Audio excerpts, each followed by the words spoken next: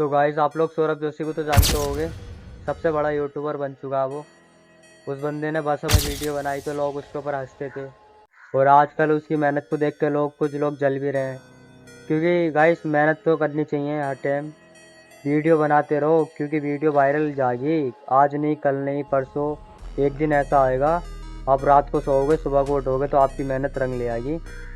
तो इसलिए वीडियो बनाते रहो, लाइक करो और सब्सक्राइब। तो गाइस आप लोग सौरभ जोशी को तो जानते होंगे।